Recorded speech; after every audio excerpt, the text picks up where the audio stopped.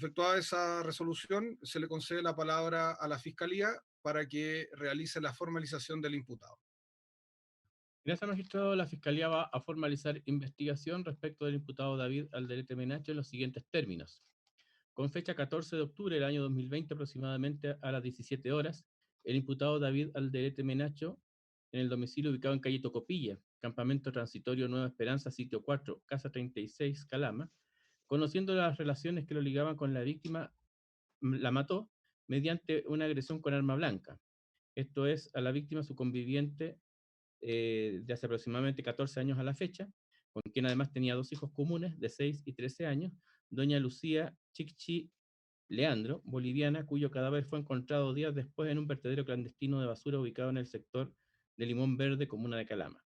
En efecto, esta agresión consistió en una herida cortopenetrante torácica posterior por la espalda, sin poderse descartar por otras agresiones y lesiones, la cual provocó un shock hipovolémico, insuficiencia respiratoria aguda, hemotórax, hemoperitoneo, neumoperitoneo, y se describe por parte del médico legal como una lesión reciente, vital, de muerte violenta, esto es de homicidio. En consecuencia, magistrado, se va a formalizar por el delito de femicidio conforme al artículo 390 bis del Código Penal. El imputado hablado como autor y este delito se encuentra consumado. ¿El imputado entendió los hechos que se investigan en su contra? Y lo que no ha sido lo que ha sido indefensa propia. Eso. No le estoy preguntando eso, le estoy preguntando solamente si entiende lo que se investiga. Sí, sí. Bien. Se informa al imputado que usted tiene derecho a guardar silencio. Cualquier cosa que dice, sobre todo si la dice ante un tribunal, puede ser usada en su contra conforme al artículo 93 del Código Procesal Penal. Por lo tanto, antes de hablar, le sugiero que hable con su abogada defensora para ver si le conviene decirlo en un tribunal. ¿La defensa? Magistrado, se entienden los hechos de la formalización, no requerimos precisiones. ¿Fiscal? Magistrado, la Fiscalía va a solicitar respecto del imputado la prisión preventiva, estimando que su libertad constituye un peligro para la sociedad, sin perjuicio de que evidentemente además existe un peligro de fuga. Sin embargo, nos vamos a focalizar en el peligro para la sociedad, señalando que en efecto se cumplen algunos de aquellos requisitos que establece el artículo 140 del Código Procesal Penal para determinar cuándo existe este peligro. En efecto, en primer lugar, señalar la pena final del delito, que en este caso es una pena de crimen, es una de las mayores penas que establece el ordenamiento jurídico, toda vez que se trata, por una parte, de un atentado contra la vida, que es el bien más preciado por el ordenamiento jurídico inconstitucional, pero además señalando que justamente este atentado contra la vida se da respecto de personas que son con un vínculo parental que es uno de aquellos que describe justamente el femicidio. En este caso, magistrado, estimamos que, bueno, la pena es de presidio mayor en su grado máximo a presidio perpetuo calificado, es decir, llega hasta el tope más alto de las penas, y ni siquiera, aunque se pudiera bajar teniendo atenuantes, lo cierto es que ello no es posible en este caso. El imputado hasta ahora solamente tiene las circunstancias atenuantes del artículo 11, número 6, no tiene otras circunstancias atenuantes. Sin embargo, sí creemos que es posible considerar determinadas circunstancias agravantes, como es la alevosía conforme al artículo 12, número 1 del Código Penal, esto es que se ha obrado a traición y sobre seguro, toda vez que se ha obrado con una cuchillada que es por la espalda. Y de eso da cuenta, magistrado, el preinforme de autopsia que realiza el médico legal de Calama, que da cuenta de que efectivamente la agresión es por la espalda y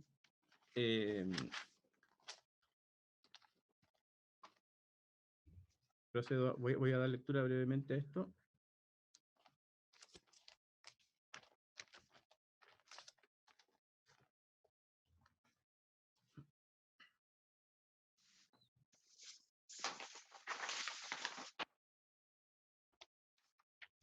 Señala, magistrado, el preinforme de autopsia del número 120 y da cuenta de que, bueno, se identifica a la persona como Lucía Chicchi Leandro, de 37 años de edad, que fallece entre los días 14 y 15 de octubre del año 2020.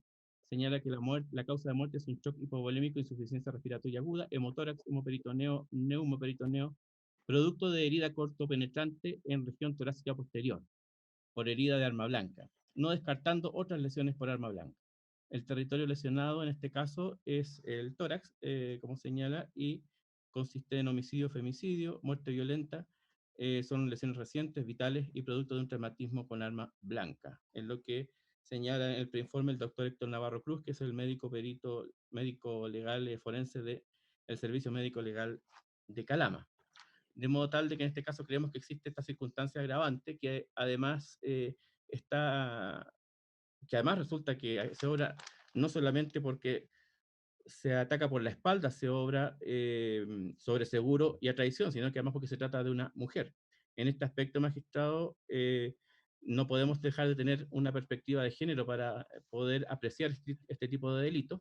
Estamos hablando de una situación en que el hombre tiene más fuerza que la mujer, que el hombre está en una superioridad física, por lo menos respecto de la mujer, e incluso, desde la misma perspectiva de género, hay autores, por ejemplo, Elena Larrauri, que señala que una de las cosas que esta agravante no se podría aplicar, por ejemplo, respecto de una mujer que ataca por la espalda al marido, porque evidentemente si lo ataca de frente, ella no está en condiciones de poder vencerlo, suponiendo que tenga el interés por matarlo. Sin embargo, en este caso es el mundo al revés, justamente el hombre, la persona que tiene más fuerza, la que tiene más capacidad, lo que hace es atacar por la espalda. Por lo tanto, evidentemente creemos que esta circunstancia atenuante debe ser considerada.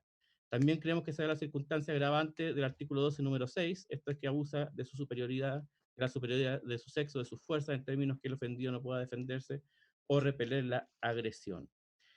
En segundo lugar, eso respecto de la gravedad de la pena asignada al delito. En relación al carácter del delito, como hemos dicho, es un delito que afecta el bien jurídico más importante, lo afecta en un contexto de relaciones familiares, lo afecta en un contexto de perspectiva de género, que hay una superioridad por parte del agresor, y creemos que también en este caso es importante verificar que se da esta situación en una...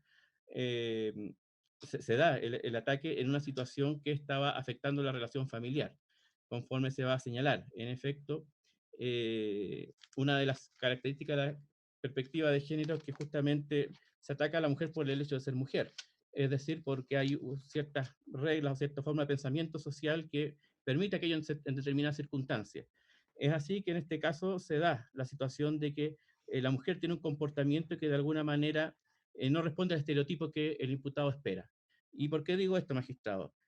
Ella, en definitiva, se revela frente a una situación puntual que ocurre ese día. Y esto lo voy a justificar con el antecedente de la carpeta, magistrado. Esta no es una discusión doctrinal sobre la perspectiva de género. Las autoras mexicanas describen esta situación con una frase que me parece es propia de ellas, que señalan que se está saliendo la gallina del corral. O sea, la mujer está desobedeciendo, está yendo en su conducta está haciendo algo que no correspondería según el pensamiento masculino o machista generalizado. ¿Y por qué lo digo? El día 14 de octubre del año 2020, señoría, es que la víctima se entera por mensajes de Messenger que su marido le está haciendo infiel. Esa situación ocurre aproximadamente 10, 11 de la mañana.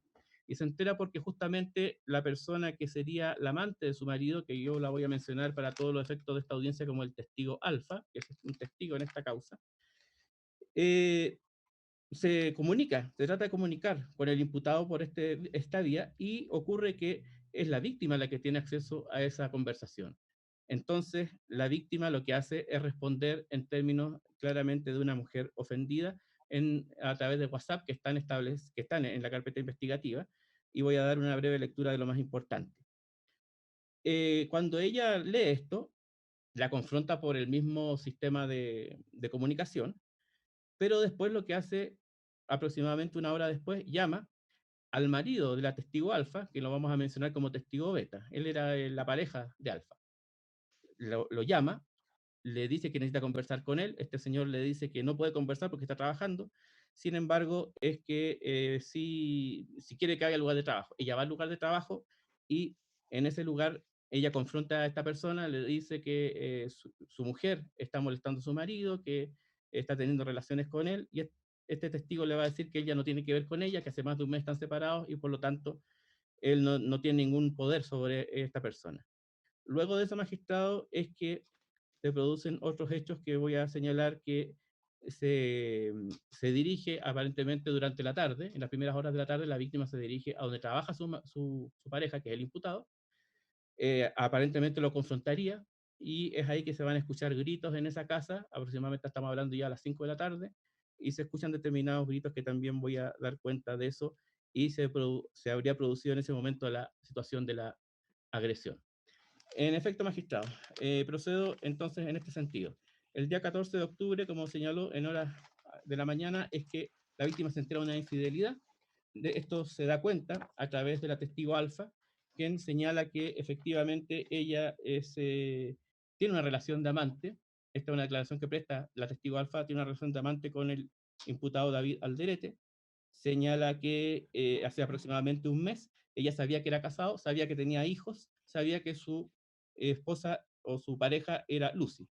Señala que el día a las 13 horas aproximadamente del día 14 de octubre, ella le escribe un messenger a David y se le responde por parte aparentemente de la esposa de David.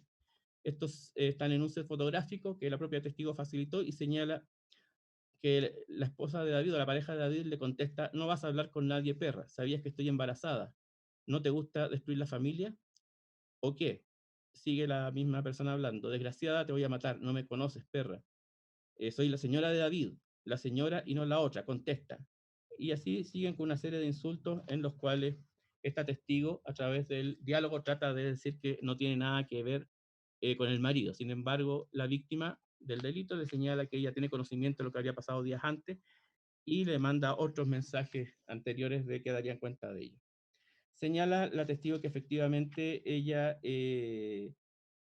ha tenido esta relación antes, que posteriormente recibió una llamada de su expareja. Ya una hora después aproximadamente, la misma testigo Alfa recibe una llamada de Beta, que era su expareja, le dice Beta que Lucy la anda buscando, que porque ella se ha metido con el marido de Lucy. Hasta ahí, en ese sentido, también se toma una declaración en aquel tiempo al testigo Beta, que el testigo Beta señala que el día 14, él señala que fue un poco más temprano, pero que al mediodía llegó Lucía a su lugar de trabajo y Lucía le manifiesta: oye, tengo que contarte algo, tu mujer está saliendo con David, yo ya tengo un mes separado de mi mujer. Le contesta a él, ella es mayor de edad, sabrá lo que hace. Entonces al final Lucía le pide que hagan una especie de junta entre la testigo Alfa, el testigo Beta, ella, y tratar de hacerle una encerrona, entre comillas, a David para exponerle esta situación, en lo que quedan ellos de acuerdo. Posteriormente, Lucy se va del lugar. Posteriormente, de acuerdo a este tránsito de hechos que yo señalé, es que van a que quedan en hacer esta encerrona, y a las 17 horas de ese mismo día, en el lugar de trabajo del imputado, que corresponde a calle Tocopilla, Campamento Transitorio Una Esperanza, sitio 4, casa 36. Este era uno de los domicilios que tenía esta pareja, porque ellos también tienen un domicilio en calle Carama. Son dos domicilios que ellos usan, y aquí también ellos trabajaban. Ella aparentemente se va a este lugar, y lo que consta en esta materia es que se escuchan gritos aproximadamente a las 17 horas. Estos gritos, gritos de auxilio en un domicilio, los vecinos los escuchan. Hay varias declaraciones de esto, pero la más importante, magistrado, dice relación con la declaración de Dusanca, y Dusanca es una testigo que en ese momento está en la calle, escucha gritos, no sabe exactamente de qué casa es, pero es en el lugar donde está este domicilio del imputado, está en ese lugar, y señala que alguien grita varias veces: ayúdame, Laura. Laura es otra vecina también del mismo sector, que también es casa vecina a la del imputado y la víctima. De modo tal de que se escuchan estos gritos hasta que de pronto los gritos cesan y todo queda en silencio.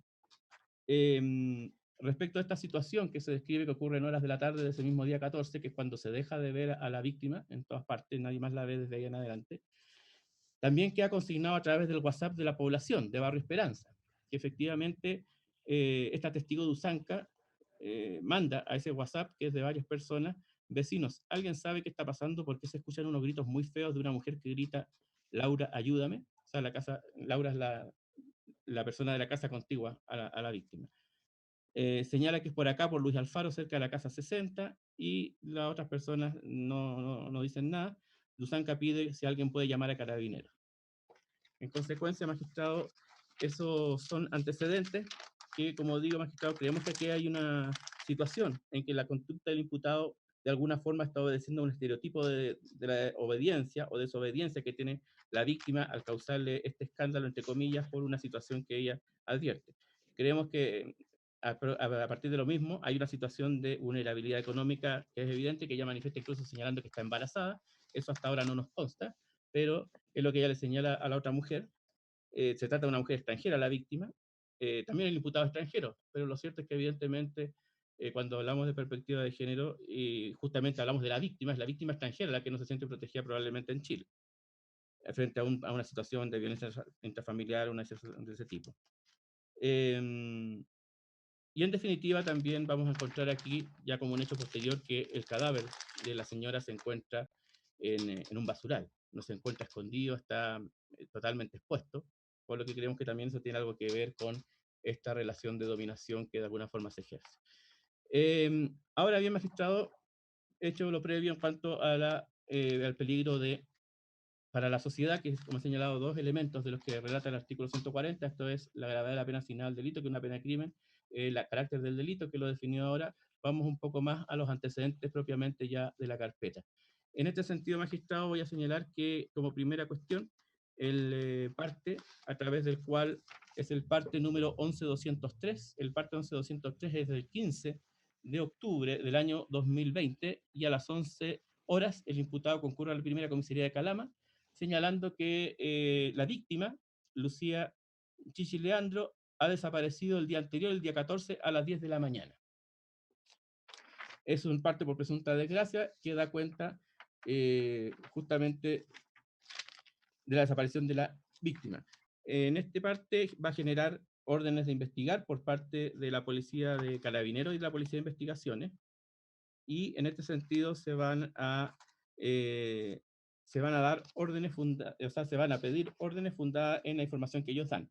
La Policía de Carabineros informa a los pocos días que ellos tienen conocimiento de esta situación, de que varios vecinos señalan que desde el sitio 36, lugar que arrienda el denunciante David Alderete, a eso de las 17 horas del día 14, se escucharon llamados de auxilio de una voz femenina que salía del interior del sitio, la cual gritaba: Laura, ayúdame. Esto es un informe que se hace por correo electrónico al fiscal.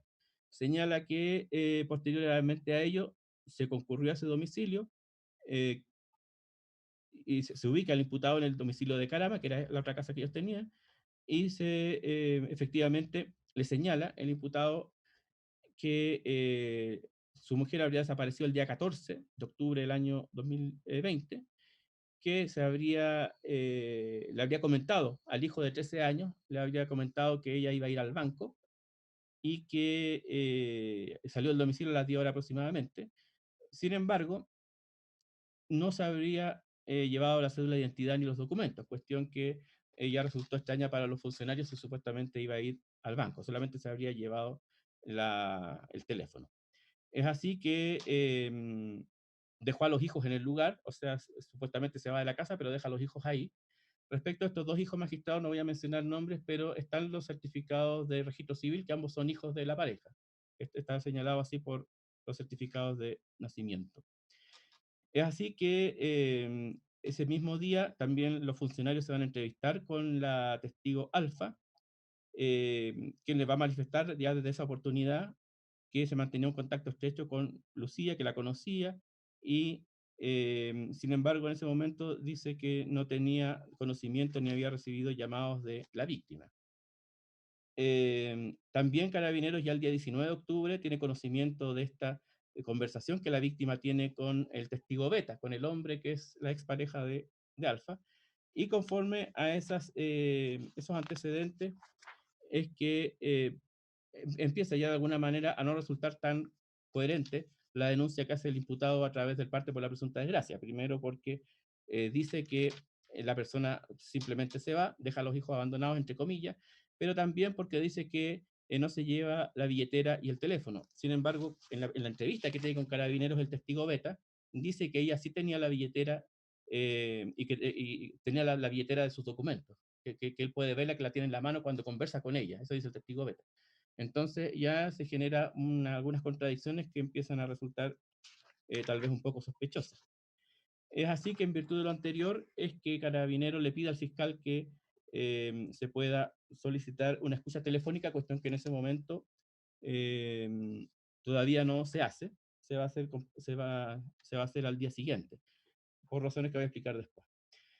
En segundo lugar, magistrado, es que, bueno, dentro de este contexto de las primeras diligencias que se hacen, yo ya mencioné el testimonio de Dusanca. Ese es un testimonio que van a corroborar los testigos del sector, señalando en primer lugar a Laura, que es la persona que los gritos de auxilio llamaban, Laura, ayúdame, que es una testigo que ella al mediodía es vecino de esta pareja, que los conoce, que señala que a las 17 horas de ese día estaba en su dormitorio mirando televisión, sintió gritos, salió a ver en la calle qué sucedía, pero no entendió qué es lo que se decía. Cuando sale a la calle solamente ve justamente a Dusanca, que es la persona que los escucha más directamente, y pensó que eso correspondían a gritos de niños o a otra cosa. Señala que no le dio mayor importancia. Ese mismo día, dice, ese mismo día en la mañana, al mediodía, ella escuchó a Lucía, a la víctima, en el terreno, pero al mediodía. Dice que conversaba y que estaba molesta, que le estaba llamando la atención a alguien. Ella piensa que tal vez era su marido David. Señala que a los días después se encontró con David en el terreno, en su camioneta a las 9 de la mañana. Dice que le preguntó por la vecina Lucía y él, muy nervioso, en una actitud extraña, que es distinta a la que tiene habitualmente, le dijo que ella se encontraba en la casa, refiriéndose a la casa de la población Gladys Marín, que es la de Carama. Señala que iba saliendo a trabajar y que iba apurado. Señala también que después ella se enteró por el chat de la población de que la estaban llamando a ella, pero ella no entendió los gritos en cuanto a lo que decían, por lo tanto en ese momento no le dio mayor importancia. También va a declarar Edgar, otro testigo también de la población, da cuenta de que a las 17 horas sintieron fuertes gritos, él sale a mirar a la calle y no puede ver nada, solamente ve a Dusanca que está a la distancia, pero no ve otra cosa, por lo que también él se despreocupa. Dice que los gritos los escuchó y que previo a eso escuchó que había personas en el sitio de David y Lucía, o sea, del imputado y la víctima.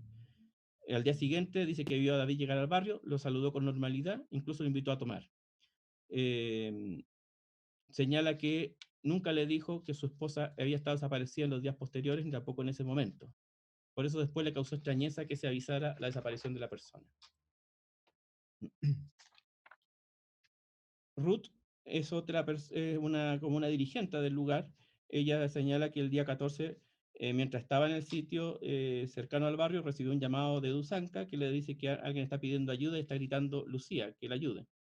Señala que eran gritos de mujer, y todo esto ella se entera por Dusanca, que le informa en virtud de la calidad que ella tiene como organizadora del lugar. Ya señalé que es lo que había señalado Dusanca. Dusanca es la que escucha estos gritos. Varias veces, Laura, ayúdame. Ella señala que conoce a Laura, que sabe que ella también, es decir, la vecina también tiene problemas de violencia intrafamiliar, por lo que no le extrañó tampoco escuchar su nombre en estos gritos, pero igual lo encontró extraño. Señala que después conversó con otras personas que le dijeron que había habido gritos en la casa de David y la víctima. Y señala la cuestión que le han dicho otros testigos. Vamos, magistrado Esteban también es otra persona que escucha los gritos en los mismos términos, y están estos WhatsApp de los que ya di cuenta. Frente a ese panorama, magistrado, el día 20 de octubre ya ocurre algo que va a cambiar bastante la situación, porque se va a producir el hallazgo de cadáver en situaciones muy particulares del cadáver de la víctima. Es así que se va a dar un parte por hallazgo de cadáver, y justamente Carabineros da cuenta en este parte de que recibe información de que ha aparecido el cadáver de la víctima en un sector que se llama Limón Verde, que está un poco hacia el suroeste, o sureste, perdón, del aeropuerto. Es un sitio bastante grande, pero la persona que encuentra el cadáver es el imputado.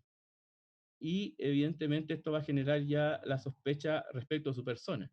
En efecto, se da cuenta la carpeta que los otros días había estado la familia de la víctima buscando el cadáver, o sea, perdón, buscando a la persona en distintos lugares de Calama. Sin embargo, habiendo tanto lugar en Calama, tantos basurales, lo cierto es que el que viene a dar con el cadáver es el imputado, y esto genera la principal sospecha. Respecto de este episodio, van a declarar también testigos, específicamente el testigo Walter, doña Elena y doña Elena y Vilma. Voy a resumirlo aquí en lo que declara Vilma, porque todos estos testigos son contestes. Lo curioso de esto, magistrado, es que recién el imputado empieza se incorpora a las búsquedas, pese a que la familia de la víctima estaba buscando de los días antes. Él empieza a buscar, pero no con ellos, y lo hace recién desde el día 19. Él se va a contactar con estas 3 personas y les dice que necesita buscar a su señora, que está desaparecida, y le señala que hay un sector donde él los va a llevar, que es el único que no ha revisado, que el único por el cual no ha ido en Calama.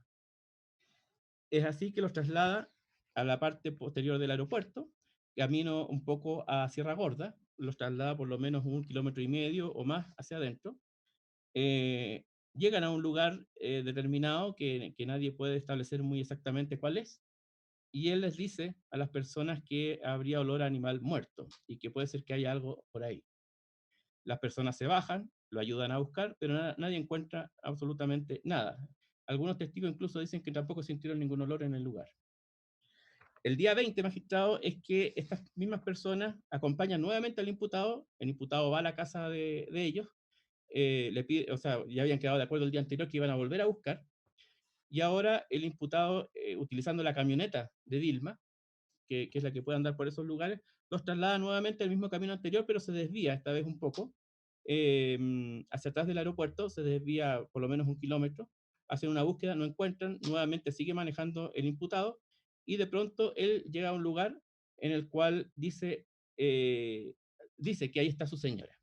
Ellos están aproximadamente a 20 o 30 metros de un bulto. Las personas no saben exactamente si se trata de la señora de él, y es así que en un momento determinado él rompe a llorar y efectivamente señala que ahí estaría su señora. Lo que se puede advertir es un cadáver que lo único que tiene entero en ese momento está de la cintura para abajo y todavía está vestido, pero la parte de arriba está totalmente comida por animales. Dice Vilma que en el aeropuerto va manejando él, condujo casi 1 kilómetro hasta llegar cerca de un cerro de tierra.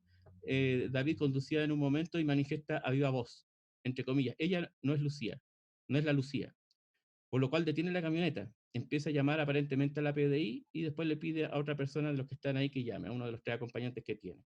Dice que hay una persona muerta. Señala a ella y también el testigo Elena, que se acerca hasta más o menos 20 metros y identificaría por la ropa que se ve que serían estos pantalones y las zapatillas, que sería su señora.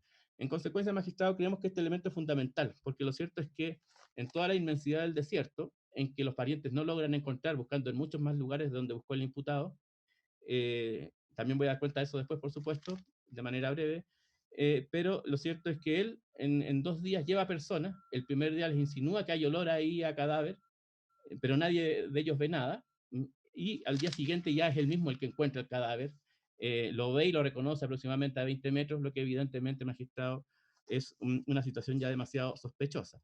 Conforme el hallazgo del cadáver es que se pide orden de escuchar al imputado, y el imputado pide a estas personas que lo acompañan que además llamen a los parientes de la señora para que concurran al lugar. Y efectivamente ahí van a concurrir varios parientes de ella, llegan antes que la policía.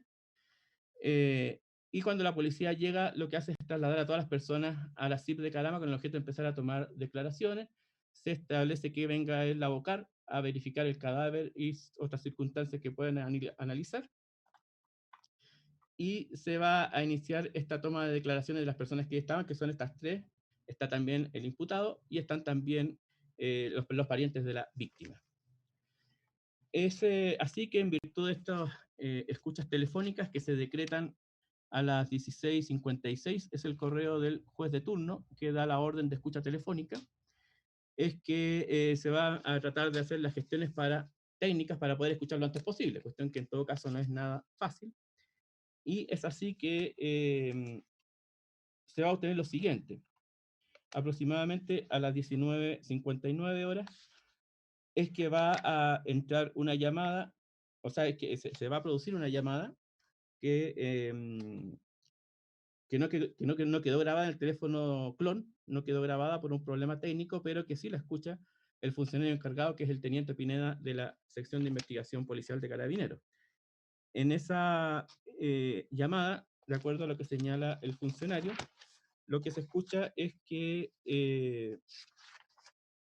a las 19:59 llama a su hermano Dorian, quien le manifiesta, Dorian, ¿qué necesitas contarme? Cuéntame al tiro qué pasó.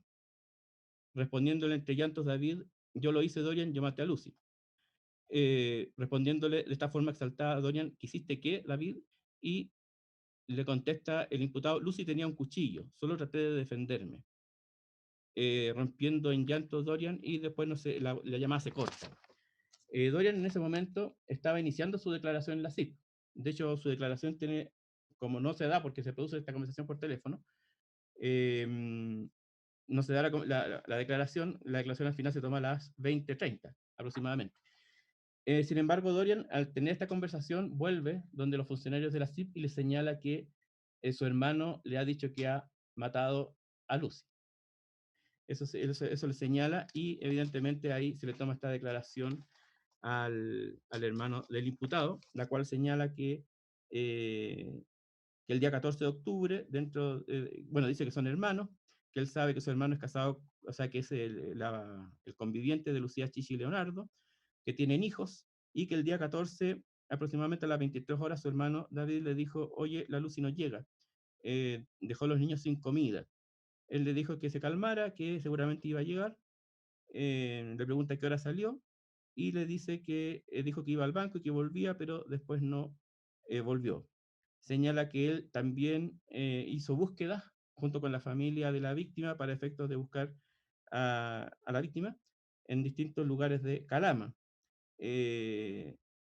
Buscaron cerca del domicilio de David, también él pidió permiso para, en el trabajo para poder hacerlo, y el día 19 de octubre también pidió permiso, pero se lo negaron. Alcanzaron a buscar solamente en el Cerro La Cruz, que fue el principal lugar de búsqueda que tuvieron. También la buscaron en la salida de Antofagasta, ahí en compañía de David y otros amigos a quienes él no conoce. Él concurrió a un basural clandestino también, no encontrando rastro alguno. Señala que al día siguiente su hermano la llamó, le dijo que habían encontrado a Lucy, que el cuerpo estaba deshecho, le dice su hermano. Y también relata a la policía lo mismo que se había escuchado a través, del audio, y le dice que él le había preguntado al imputado David, cuéntame, ¿qué necesitas contarme? Y él le dice, cuenta al tiro lo que pasó. Y David le dice, yo lo hice, Dorian, yo maté a Lucy. Por lo cual dice, este testigo, yo rompí en llanto, traté de hablar más, pero no pude. Atendió lo que me confesó David. Y luego de eso me acerqué al teniente y le dije lo que David le había dicho. Señala que específicamente lo que le dijo David fue, yo lo hice, Dorian, yo maté a Lucy. También dentro de la escucha se va a dar otra conversación, en este caso que se da entre David y un tercero, que es Juan Rodríguez, la cual está grabada con algunos problemas, no se escucha todo, señala una transcripción, el funcionario a cargo Pineda, señalando que él escucha lo siguiente, que David le manifiesta, tengo que contarte algo a Juan. Juan dice, mierda, hermano, perro, pucha, ¿qué es lo que hiciste, David? ¿Estás solo? Ahorita estás solo en la comisaría, contestándole David, sí, con mi hermano. Le contesta Juan, pero hermanito, si tú sabes que todos los problemas los enfrentamos y todo, ¿pero qué te pasó, hijo? ¿Cómo, hermano? David le dice, solo me traté de defender, Juan, solo eso. Juan le dice, ¿defendiéndote de qué, po? ¿De la Lucy? Le contesta David, sí, me quería matar a las 4, tenía un cuchillo. De ahí no se escucha no se entiende lo que dice el audio, es poco claro. Después se escucha que Juan dice, pero hermano, yo, nuevamente el audio poco claro. Contesta Juan, hermano, puta, no sé, puta, voy a tratar de ayudar. David, nuevamente el audio poco claro, dice, bueno, ahí hablamos, quiero dormir, audio poco claro. Y después se termina la llamada. Con este antecedente, Carabinero lo que hace es ir a buscar a Juan, que no está entre las personas que estaban buscando, así que lo tiene que ir a buscar, se le toma una declaración y va a declarar Juan Rodríguez que efectivamente es amigo de David Alderete y de Lucía Chichi, hace aproximadamente 2 años, a los cuales conoce, que tenían hijos, se frecuentaban en los domicilios, y que el día 20 de octubre, a las 21:27 horas aproximadamente, estaba en su domicilio particular, específicamente acostado en la pieza. Recibe un llamado telefónico y señala que es del teléfono de David, el cual indica, y que le dijo, David solo me quiso defender, se me fue la mano, para luego finalizar una llamada, la cual le dio a entender que estuvo involucrado en lo que le había sucedido a Lucía. Eh, el día jueves 15, él le había contado que Lucía estaba perdida, que si podía ayudar en la búsqueda. Señala que en consecuencia él, él lo llamó a las 21:32 horas para que le contara lo que había sucedido, que quedó muy preocupado, y lo que le había contestado es: Lucía tenía un cuchillo, yo solo me quería defender y se me pasó la mano. Que lo repitió en 2 veces más durante esa misma conversación, que él lo llamó a él para conversar en ese momento. Señala que él sabía que había problemas de infidelidad en esa pareja. Y por último, magistrado, hay una última conversación que se va a producir, de la que da cuenta la interceptación telefónica, que esta sí está grabada en su integridad, pero, y que es la más clara, pero que es entre el testigo alfa, es decir, esta amante, que ella señala ser amante, haber sido amante del señor, señala que, aló, ¿estás ahí todavía? Le señala David a ella dice, sí, dime. David le dice, sí, amor, en la noche te digo, vale, ¿estás bien? Le pregunta a ella. Él le dice, ah, le pregunta con quién está. El imputado en ese momento está con Dorian, esto es a las 21:40 horas. Sí, Dorian me está acompañando. Bueno, cualquier cosa me avisas, le dice ella. Sí, amor, ya te lo dije. Después le señala, no le contestes a nadie.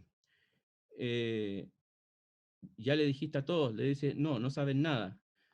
Todo el día lo sabe nadie. Cálmate, cálmate, le dice ella a él. David le dice que sí. Después ella le dice, cálmate, espero que todo se solucione. Él le dice que sí. Cualquier cosa me estás avisando. Él le dice, sí, te aviso cuándo. Le dice que se cuide y se despiden. Sin embargo, magistrado, bueno, con esta conversación también la policía concurrió a buscar a esta testigo alfa, que como yo dije al principio, ya la habían ubicado anteriormente en las diligencias previas, incluso al testigo beta también lo habían ubicado.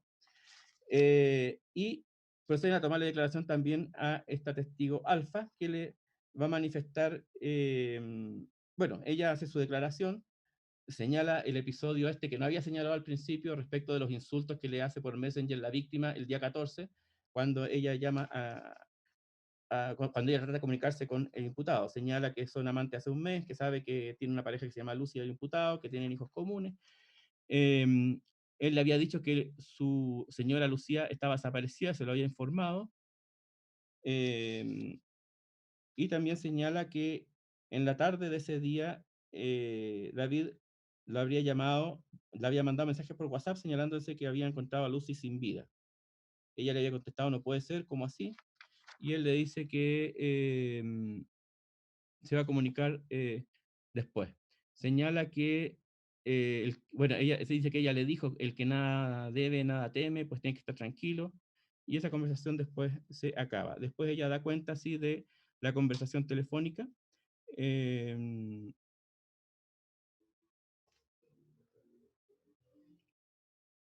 Señala que en la conversación telefónica, esta es otra conversación, no es la que ella tiene con David.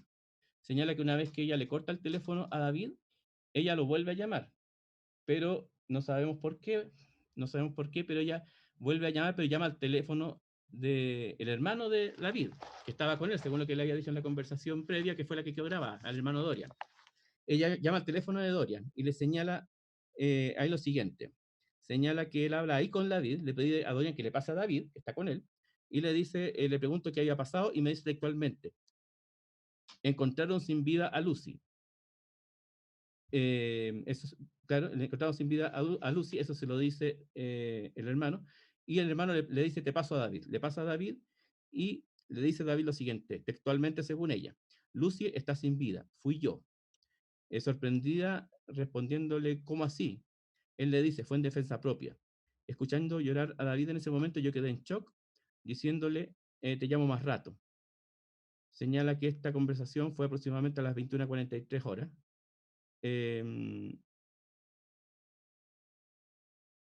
Y en definitiva es que ella presta esta declaración.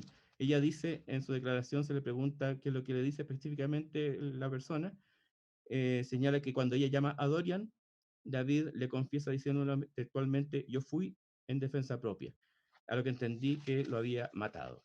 En consecuencia, magistrado, creemos que ese hecho, estas tres confesiones que se producen en virtud de interceptaciones, pero creemos que la principal prueba aquí no es la interceptación, evidentemente, porque además, como dije, tuvieron problemas técnicos, sino que la principal prueba en este caso, magistrado, es el hecho de que cada uno de los tres, aquellos de los cuales dicen que el imputado mató a la víctima, lo declaran en una declaración propia ante la policía. Y las tres declaraciones además son contestes, en el sentido de que dice que la mató y que habría sido supuestamente en defensa propia. Se agrega al magistrado algún antecedente, debo señalar el informe de diligencia 135 del ABOCAR del año 2020.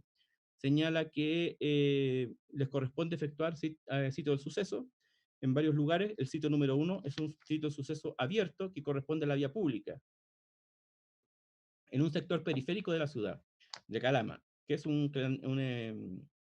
vertedero clandestino, es un basural, que se denomina Limón Verde. Ahí es hallado un cuerpo sin vida de una persona adulta, sexo femenino, identificada como Lucía Chicchi Leandro, nacionalidad boliviana. El mismo Lavocar va a lograr obtener de un pulpejo de la víctima las huellas digitales y va a constatar que efectivamente la identidad del cadáver es de Lucía Chicchi. Señala que tiene un intervalo post-mortem aproximado de 6 a 8 días aproximadamente, coincidente con la fecha de la desaparición. Está en un estado de putrefacción, en fase enfisematosa, destacando además la acción de fauna silvestre representada en el despedazamiento y ausencia de restos óseos, tejidos, órganos varios, principalmente en la región torácica, el rostro y extremidad superior izquierda. Las fotos dan cuenta, magistrado, efectivamente, de que la persona está vestida de cintura hacia abajo. En esa parte está aparentemente el cadáver indemne, pero sí la parte de la cintura hacia arriba está prácticamente en huesos, está prácticamente comida por animales, de acuerdo a lo que me manifestó el médico legal, por roedores y por animales ya de mayor tamaño como perros, que prácticamente comieron la mayor parte o mucha parte de sus órganos frontales, La parte posterior, sin embargo, también está indemne, la que daba hacia el piso. Señala el informe de la ABOCAR que a su vez fue posible encontrar en la región torácica dorsal una lesión penetrante compatible con el elemento cortopunzante, el cual además era coincidente con el corte lineal encontrado en la zona posterior de la camisa que vestía el occiso. En el lugar además se levantaron muestras de posibles restos biológicos, el pulpejo, muestras vaginales, sublinguales, subunguiales, perdón, sangre testigo, muestra de fauna cadavérica y otros. El sitio número 2 también es un sitio de suceso tipo abierto, está en Puerto Seco, es otro sitio eriazo donde ellos tienen que recoger un cuchillo que podría tener restos de sangre. El sitio número 3 corresponde a un sitio abierto donde se encuentra un vehículo placa patente HVDK 99. Es un furgón que ha sido establecido por parte de los testigos como de propiedad del imputado y es el que se utiliza para trabajar. Este furgón tiene un pick-up cerrado en la parte de atrás, en el cual se puede efectuar muestra de luminol, dando un resultado positivo a esta muestra, señalando que sería posible que existieran ahí algún tipo de células epiteliales o bien sangre. De modo tal de que Carabineros en ese momento de la ABOCAR va a efectuar un rastreo y un levantamiento de posibles células epiteliales para tal efecto. El sitio 4, magistrado, es el domicilio donde se habrían escuchado los gritos, corresponde a la casa de habitación ubicada en Tocopilla, campamento transitorio Nueva Esperanza, sitio 4, casa 36, Calama, donde se podría haber dado inicio y ejecutado el hecho investigado. se logra levantar desde una dependencia muestra orientativa de sangre previa aplicación de reactivo luminol. En este último lugar, Carabineros puede detectar que hay una situación en el suelo, de donde ellos recogen y aplican el luminol y da esta alerta positiva. Ellos verifican que el lugar ha sido recientemente aseado en una superficie importante, no toda la pieza, sino una parte más o menos circular. De acuerdo a la foto se aprecia, por lo menos eso tiene un 2 por 2 metros o 1,5 metros por 1,5 metros, una parte más o menos grande. Ellos no evidencian ahí que haya sangre, sino solamente la prueba positiva de luminol, y lo que hacen es justamente recoger, hacer rastreo buscando muestras y evidencias para determinar la existencia de algún tipo de resto orgánico. Es así, magistrado, que, bueno, ese es un poco el trabajo que realiza la BOCAR, encontrando entonces, tanto en el vehículo como en la casa, el luminol positivo para posibles restos de algún tipo de resto biológico. Este vehículo, magistrado, que yo he señalado que se recogen estos restos y se hace la prueba de luminol, corresponde a un vehículo que, de acuerdo al registro civil, es de propiedad del imputado David Alderete Menacho, está el certificado.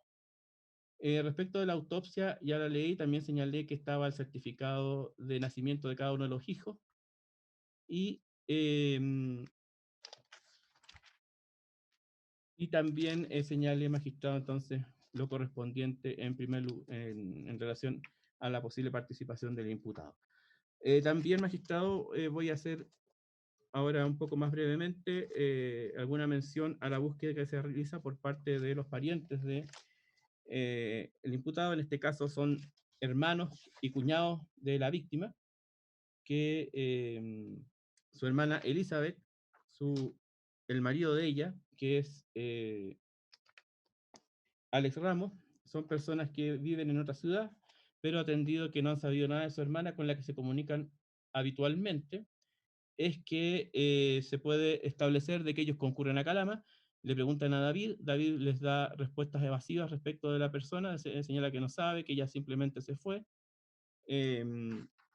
señala que a través de lo que ellos la van interrogando, es que logran saber de que el imputado mismo les va reconociendo de que él tenía una relación paralela con otra persona. Dicen que a David se le veía despreocupado, tranquilo, como si nada pasara, no les colaboraba en las búsquedas, estaba desinteresado respecto a la búsqueda de su hermana, y él seguía trabajando, seguía ejerciendo su actividad laboral normal. Señala que en 2 ocasiones su hermano Dorian, el hermano del imputado, frente a ellos lo confrontó los días anteriores y le dijo: ¿qué le hiciste a la Lucy? ¿Dónde está? Seguramente tú te portaste mal por estar saliendo con otras mujeres y con la vieja esa. Señala que le pidieron a David que les permitiera ir a la parcela donde ocurrió el hecho, a eso se refieren. Señala que él en primera instancia no los dejó ir, que después, ya insistiéndole, él fue solamente con el cuñado de Elizabeth, es decir, con Alex, con el esposo de ella. Perdón, el esposo de Elizabeth, el cuñado de la víctima. Señala que todas las iniciativas de búsqueda la hizo ella, Elizabeth, con su esposo, que trataron de incentivarlo, pero él en definitiva no lo hizo con ellos. Bueno, el esposo de ella señala que él concurrió a la parcela, no vio nada extraordinario, le extrañó sí que los zapatos de trabajo estaban recién lavados, pero no señala tampoco otros antecedentes.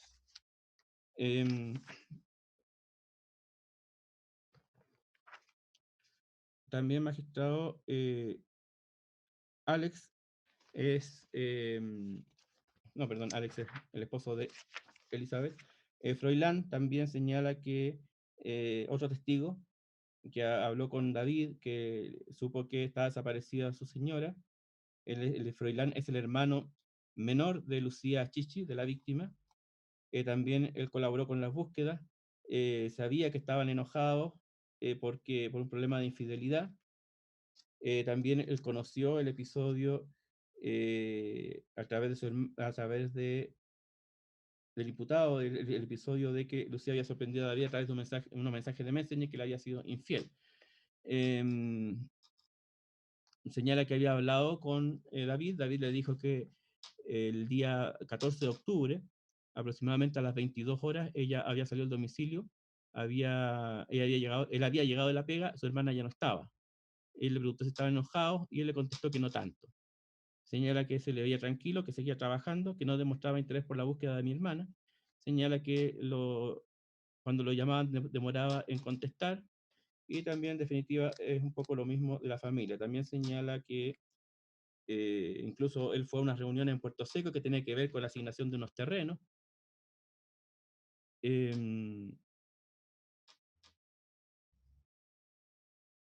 Y señala que buscaron en diversos lugares de la ciudad.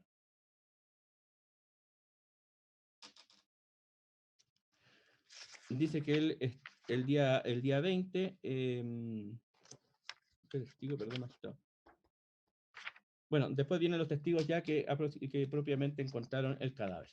Entonces, magistrado, la verdad es que en virtud de los antecedentes que se han expuesto, nosotros creemos que aquí está clara la participación del imputado, está claro el delito, está claro las relaciones de parentesco, está claro que la muerte es una muerte homicida, y creemos, magistrado, que la participación, evidentemente aquí era muy difícil de determinar porque es una persona que aparentemente desaparece por varios días y después hay que buscarla, nadie la encuentra, pero creemos que es fundamental dos hechos. Primero, que es el imputado quien la encuentra, en un lugar donde dice que no la haya buscado nunca, pero lo hace ya más de 3 kilómetros de Calama, magistrado. Si hablamos de más de 3 kilómetros de Calama, en cualquier dirección, lo cierto es que el espectro es enorme y lleva a esas personas a lugares cercanos a ese el día anterior. Y él dice que hay olor a cadáver que las otras personas no sienten.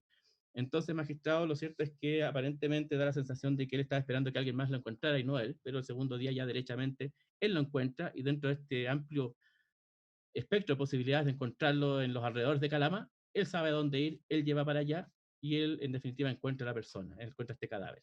Creemos que ese hecho, magistrado, es fundamental y dio las luces para pedir posteriormente las órdenes de escucha que se dieron con posterioridad a eso. Y posteriormente con las escuchas, ya hay 3 declaraciones de personas que dicen que derechamente el imputado es la persona que había realizado eso. Frente a eso, están esas 3 declaraciones imputatorias, ya es una prueba indiciaria lo que se ocurrió antes respecto del hecho de que si la víctima salió o no con la billetera, pero que un testigo ve que anda con la billetera, aunque el imputado dijo que no la tenía, el hecho de que escuchan gritos en el sector, que los gritos llaman a la vecina de ella específicamente, de eso queda constancia por los testigos, pero también por el WhatsApp de la población, de manera tal de que son hechos que están perfectamente consignados, creemos que son cuestiones importantes y que vienen también a alimentar estas 3 declaraciones que dan cuenta de la participación sin perjuicio también de la escucha que señaló el testigo Pineda, que es el que escucha algunas de estas conversaciones, respecto a las cuales la primera no se pudo grabar. En consecuencia, creemos que esos son antecedentes importantes. Se señala, de acuerdo a todas las declaraciones de las 3 personas que dijeron que el imputado había matado a la víctima, que señaló que habría sido una defensa propia. Creemos que eso, bueno, no sé si se va a alegar, pero de todas maneras creemos que no es posible señalar eso si el ataque mortal es por la espalda, en los términos que produce las lesiones que se señalan, que se describen en la autopsia, en el informe preliminar, creemos que ello evidentemente no es posible, sin perjuicio de lo que yo ya referí de la situación de ventaja que tiene el imputado sobre la víctima, en este caso por su condición de mujer por una parte, y ya no vuelvo a eso porque ya lo dije, pero creemos que desde ese punto de vista no es posible sostener de ninguna manera una legítima defensa. Creemos que no hay ninguno de los elementos en este caso para decir aquello. El imputado tampoco fue detenido teniendo algún tipo de lesión, por lo tanto creemos que ello no es posible. En consecuencia, magistrado, esos son los antecedentes. En virtud de esto pedimos la prisión preventiva del imputado. Como dije, por peligro para la sociedad, creemos que es el elemento fundamental para pedir medida cautelar. ¿La defensa? Gracias, magistrado. Vamos a solicitar que no se dé lugar a la solicitud de decretar la medida cautelar de prisión preventiva de respecto de mi representado. Desde ya adelantamos que vamos a cuestionar tanto las letras B y C del artículo 140 del Código Procesal Penal por los siguientes fundamentos, su señoría. En primer lugar, en cuanto a los antecedentes fundados de participación de mi representado, estimamos que los antecedentes con los que cuenta el Ministerio Público para poder acreditar la participación de mi representado en estos hechos fueron obtenidos con infracción de garantías, específicamente lo que dispone el artículo 19, número 3 y número 7 de nuestra Constitución Política de la República, telefónica, es decir, en base a prueba ilícita que evidentemente debe ser valorada negativamente, cuestión que ya la defensa hizo presente tanto al solicitar nulidad del acto de interceptación telefónica y además la ilegalidad de la detención. Su señoría, lo determinante acá para poder determinar cómo se produce este procedimiento policial es lo que ocurre el día 20 de octubre del año 2019, fecha en que se señala a las 14:22 horas, se recibe o el llamado de mi representado con que señala que había encontrado el cuerpo de la víctima. Ahora bien, en ese contexto y a esa hora todavía no existían mayores antecedentes, siquiera se conocía específicamente la causa de muerte de doña Lucía. Ahora, ¿qué es lo que ocurre, su señoría? Y acá es que ese mismo día, 2 horas después aproximadamente, se solicita por parte del señor fiscal Cristian Aliaga una autorización para interceptar telefónicamente el celular de mi representado, quien en ese momento tenía la calidad de testigo, como ya señalé, autorización que fue autorizada por el juez don Alejandro González Escobar el mismo día 20 de octubre del año 2020 a las 16:56 horas, conforme consta del correo electrónico que está en carpeta investigativa. Estimando en esa etapa que se cumplían los requisitos del artículo 222 del Código Procesal Penal para dar lugar a esta medida intrusiva, su señoría. Bueno, me quiero hacer cargo acá de lo que señaló el señor fiscal en cuanto a los antecedentes que existían en ese momento y los que también se alegaron en el control de detención para poder justificar la autorización de interceptación telefónica del celular de mi representado.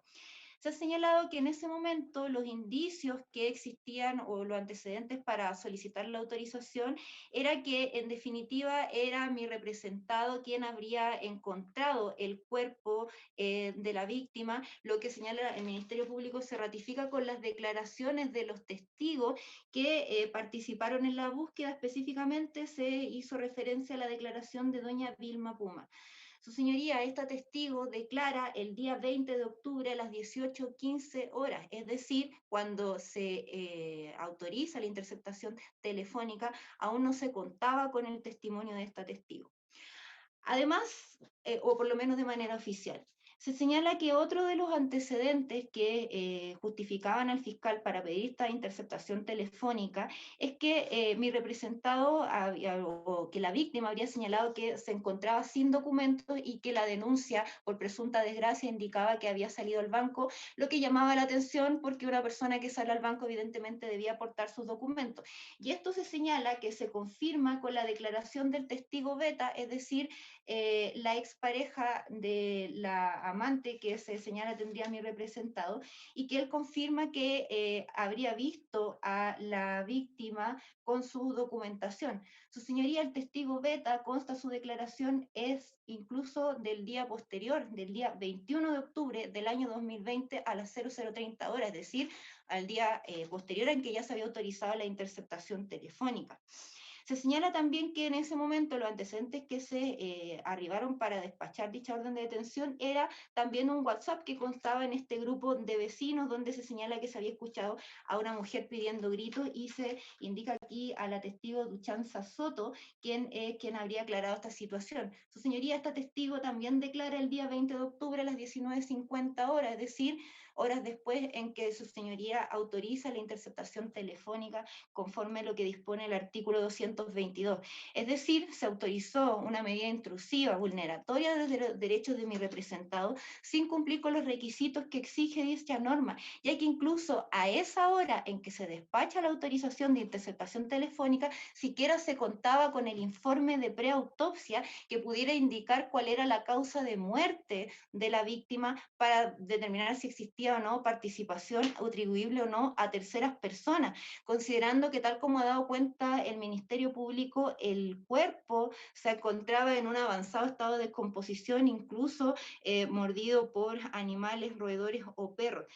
Por lo tanto, su señoría, al momento, es decir, a las 16:56 horas en que el juzgado de garantía de Calama autoriza la interceptación telefónica, no se cumplían con los requisitos que dispone el artículo 222 para dar lugar a esta medida, pues ni siquiera se contaba con certeza con la causa de muerte, no se contaba con las declaraciones de testigos que hace referencia de los indicios que estaban en ese momento para atribuir alguna participación de mi representado.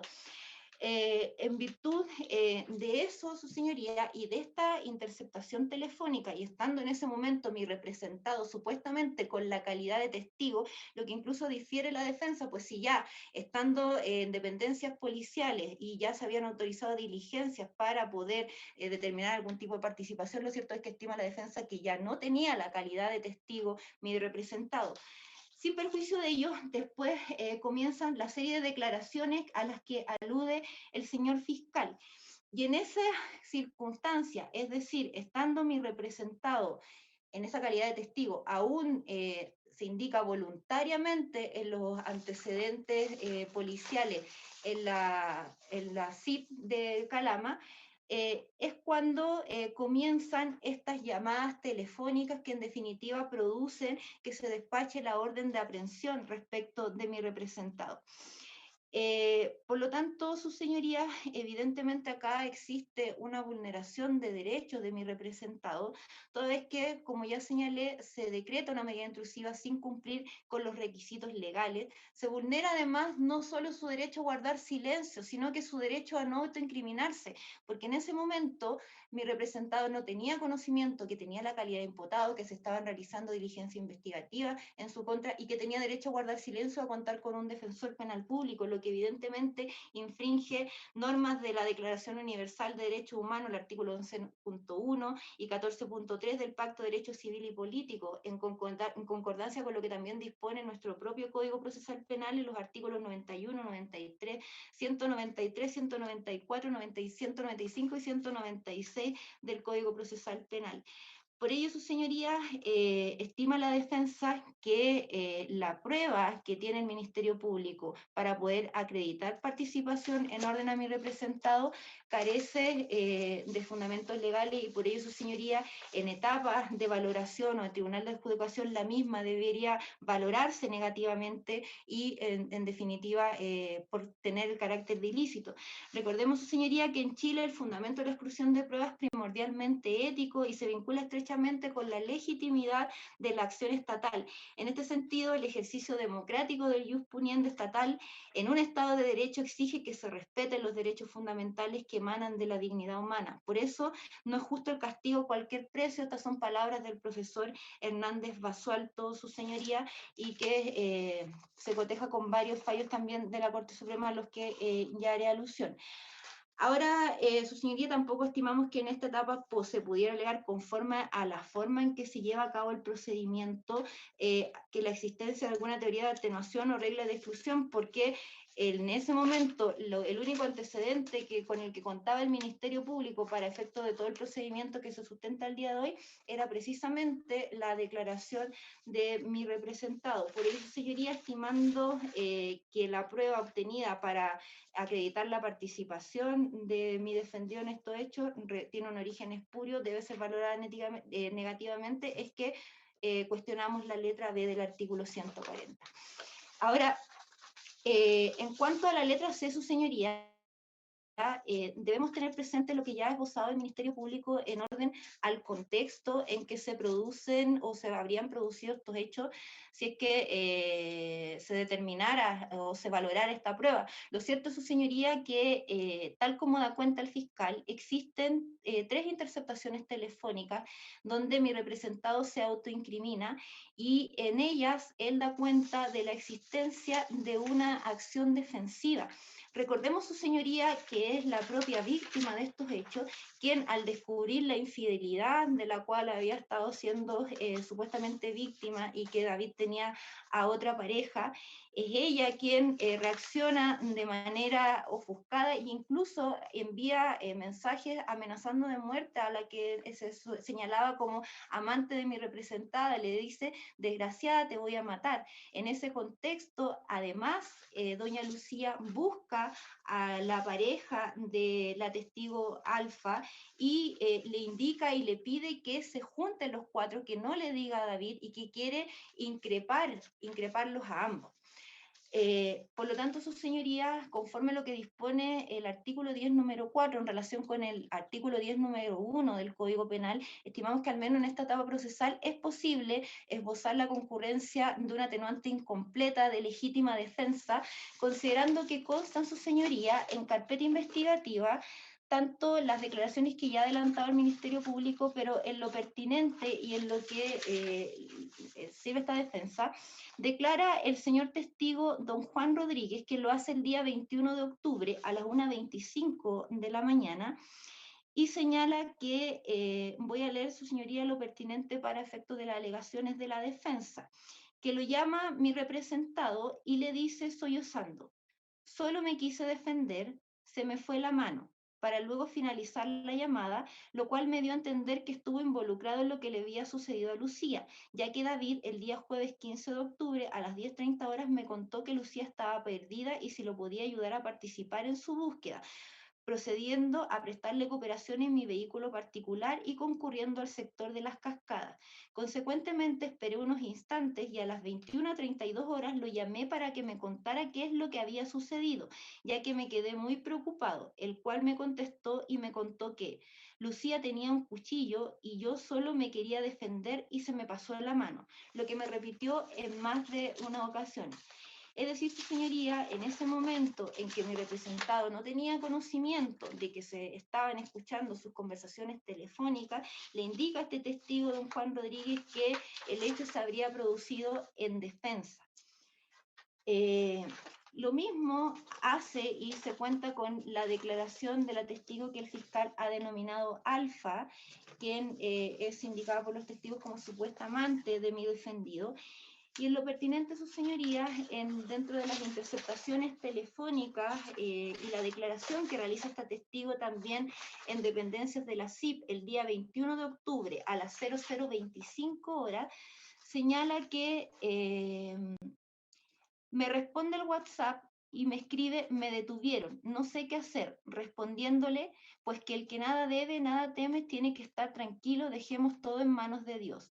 Respondiéndome ahí que Dorian te contará, por lo que siendo las 21:38 horas, yo llamo al teléfono de Dorian y le pregunto qué había pasado y me dice textualmente: encontraron sin vida a Lucy, ya que me pasaba David, pasándome a David, donde él me dice textualmente: Lucy está sin vida, fui yo, por lo que quedé sorprendida respondiéndole cómo así y me dice: fue en defensa propia, escuchando llorar a David en todo momento.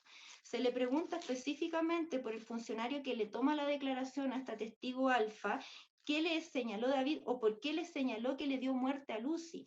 Y la testigo señala: él me indicó que fue en defensa propia. Por ello, su señoría, en esta etapa procesal, estima la defensa que se cumplen al menos algunos de los requisitos del artículo 10, número 4 del Código Penal en relación con el artículo 11, número 1 de la misma norma, una eximente completa, lo que conforme lo dispone el artículo 73 del Código Penal, evidentemente cede la necesidad de cautela para poder decretar respecto de mi representado la medida cautelar más gravosa de nuestro ordenamiento jurídico. Adicionalmente, su señoría, y a la existencia, a juicio de esta defensa, de esta ya atenuante que concurre en favor de mi defendido, lo cierto es que existen otras, su señoría, que es posible poder tener configurada incluso en esta etapa procesal, ya que incluso se ha señalado y consta en el parte policial que favorece a mi defendido el atenuante del artículo 11, número 6 del Código Penal, es decir, su irreprochable conducta anterior. Y también a juicio de la defensa podemos solicitar que incluso en esta etapa se pueda configurar un atenuante del artículo 11, número 9 del Código Penal, considerando que, como ya también se ha argumentado, la única fuente de prueba que tiene el Ministerio Público para poder determinar participación de mi defendido en estos hechos es precisamente los dichos de David, quien se indica incluso que no habría prestado declaración ante funcionarios de la CIP, sin perjuicio de ellos, sus señorías, si revisamos los antecedentes que constan en carpeta investigativa, por ejemplo, a lo que hizo alusión el señor fiscal, que es la fijación fotográfica del vehículo, donde incluso se habrían encontrado muestras que tienen interés criminalístico para ser analizadas, en el mismo informe de la CIP se señala la fijación fotográfica, vista panorámica y al detalle de la camioneta, se señala el modelo, la placa patente, y acá quiero hacer hincapié porque se indica precisamente en ese informe, donde según lo manifestado por el imputado,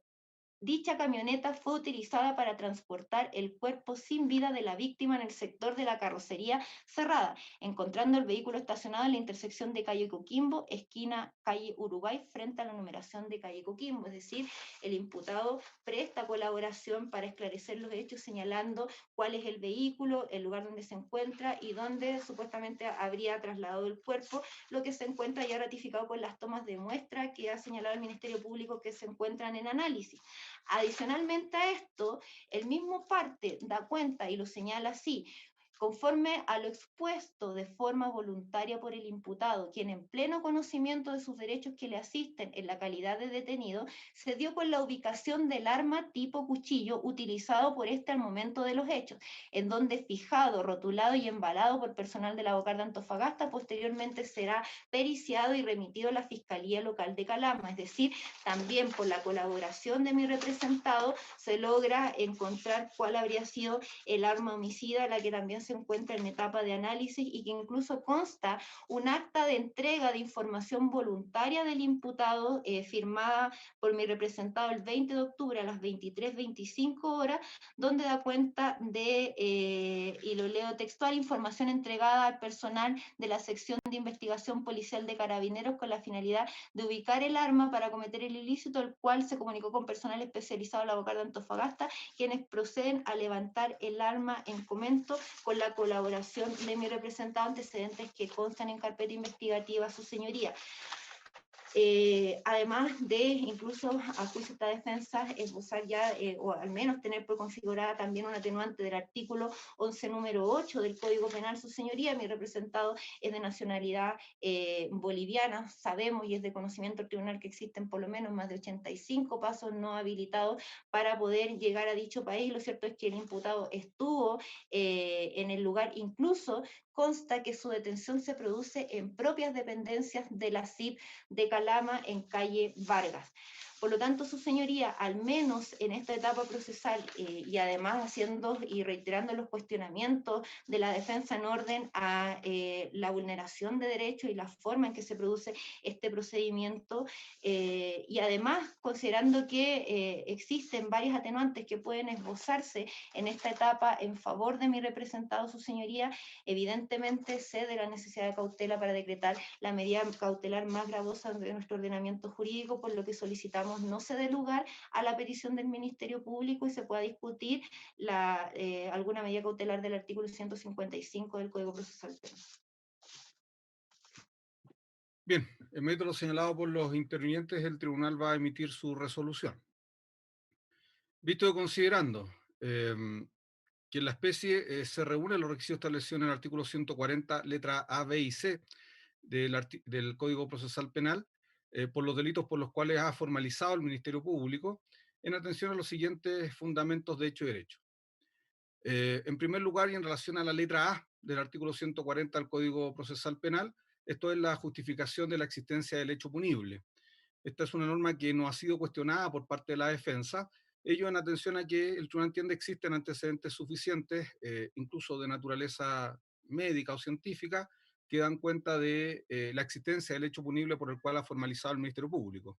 En efecto, se aprecia que hay un cadáver de una mujer, el cual tiene una herida torácica en la espalda, en la parte posterior, y que todos los informes de autopsia señalan, y los informes médicos que se han arribado, señalan que esa sería la causa de la muerte.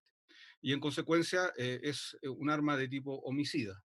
Y en consecuencia es una herida de tipo homicida. Y en consecuencia no ha existido ningún elemento para justificar la existencia del hecho punible.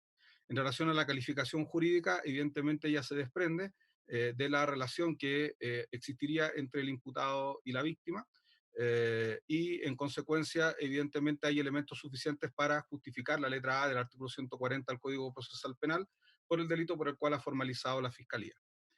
En segundo lugar, y en relación a las presunciones fundadas de participación, esto es el artículo 140 letra B, que es lo que ha sido fuertemente cuestionado por parte de la defensa, el tribunal va a realizar un conjunto de argumentaciones que tienen por objetivo, en primer lugar, fundar esta norma y, en segundo lugar, descartar los cuestionamientos que ha planteado la defensa. En primer lugar, y en relación a la existencia de presunciones fundadas de participación respecto del imputado. A juicio del tribunal hay una batería de elementos que corresponden a fuente probatoria independiente que van generando la configuración de diversas presunciones fundadas respecto del imputado en la participación del hecho como autor ejecutor, en conformidad a lo previsto en el artículo 15, número 1 del Código Penal. En primer lugar, tal como ha quedado manifiesto, hay un elemento esencial respecto al cual no hay duda alguna, en la cual no ha existido intervención estatal de ninguna especie, ni tampoco de funcionarios policiales, que tiene que ver con la forma en que se genera o en la que se encuentra el cadáver de la víctima. Esa forma es guiada directamente por el imputado, es guiada con 3 testigos que fueron denominados con Walter, Elena y Vilma. Es una forma en la que simplemente no ha intervenido nadie y evidentemente hay elementos para estimar de que el imputado, la única manera de llegar a ese lugar en el desierto y la única manera de identificar cómo lo hizo es porque tenía perfecto conocimiento de que ese era el cadáver de la víctima. Y ese es un elemento que permite presumir fundadamente su participación en el hecho. Respecto al cual no hay impugnación alguna por parte de la defensa. Un segundo elemento, también de fuente independiente, que no tiene, que no ha sido cuestionado por parte de la defensa en esta audiencia, tiene que ver con el posible lugar de comisión del hecho, que es el de calle Tocopilla. En ese domicilio de calle Tocopilla es un domicilio que corresponde al imputado, así expresamente lo ha señalado el Ministerio Público, no hay cuestionamiento en ese sentido, y en ese domicilio, al momento de llegar la policía, realiza las pruebas científicas necesarias con luminol y se logra determinar en definitiva que existe un sector en ese domicilio de aproximadamente 2 metros cuadrados o 1,5 metros cuadrados, en el cual se da cuenta de que efectivamente se produce una limpieza abundante que es compatible con el lugar posible de comisión del hecho. Eso además tiene que relacionarse con la declaración de una batería de testigos que tiene el Ministerio Público, que dan cuenta de que, más o menos en la data aproximada de ocurrencia del hecho, se escucharon en ese mismo domicilio gritos y que efectivamente en ese mismo momento los testigos declaran que escuchan al menos peleas y gritos que darían eh, sustento suficiente a la posible comisión del hecho en esa fecha, al menos en el estándar que se requiere, que es el de presunción fundada, conforme lo expresamente señalado por el artículo 140 del Código Procesal Penal. En esos testigos, que también han sido profusamente detallados por la Fiscalía, tampoco hay cuestionamientos por parte de la defensa. Y por lo tanto, al menos ya tenemos 2 elementos que permiten ir haciendo presunciones fundadas de participación en calidad de autoría. Finalmente, sin duda que es un tercer elemento o tercer batería de elementos probatorios, tienen que ver con los que se derivan de la interceptación telefónica. Lo cierto es que se ha cuestionado por parte de la defensa esa interceptación telefónica y lo ha hecho en orden a establecer una posible existencia de prueba ilícita, es decir, prueba obtenida con inobservancia de garantías fundamentales. En ese sentido, el tribunal debe señalar que hay 2 elementos ahí que se están cuestionando, a pesar de que la defensa no lo ha señalado con precisión. El primero, la interceptación misma, y el segundo, la prueba derivada de esa interceptación que correspondería a las respectivas declaraciones de los testigos Alfa, Juan y Dorian, conforme lo ha individualizado el propio Ministerio Público. Respecto de ellos, incluso la defensa ha hecho lectura pormenorizada de al menos 2 de esas declaraciones de Juan y de Alfa. Lo cierto es que, por lo tanto, no solamente se está impugnando la interceptación misma, sino que también la declaración de esos testigos como prueba derivada de esa interceptación. Lo cierto es que el tribunal en ese sentido, y para efectos de que haya claridad en orden a el argumento por el cual se va a desestimar la impugnación de la defensa, tiene que establecer primero que el fundamento por el cual el legislador establece la prueba ilícita, sin duda, es la protección de derechos fundamentales al interior del proceso penal, pero como segundo elemento esencial es el de disuasión o deterrence, conforme lo ha señalado expresamente la doctrina Contesta en el Hecho. Está en los libros de Tavolari, de Hernández, de Zapata y en general de cualquier libro que se abra respecto de prueba ilícita, inmediatamente se establece que el principal objetivo es de la regla de exclusión es que la policía o el Estado como persecutor penal sea disuadido de vulnerar derechos fundamentales en la persecución penal. Y eso evidentemente se logra solamente de manera eficaz en la medida que existe una regla de exclusión de prueba cuando se ha producido esa vulneración. Pues bien, tal como incluso lo había anticipado la propia defensa, en esos mismos textos se encuentran diferentes elementos en virtud de los cuales hay excepciones a la regla de exclusión, es decir, casos en los cuales se permite la inclusión, no obstante se pueda apreciar la concurrencia de o no de una prueba ilícita.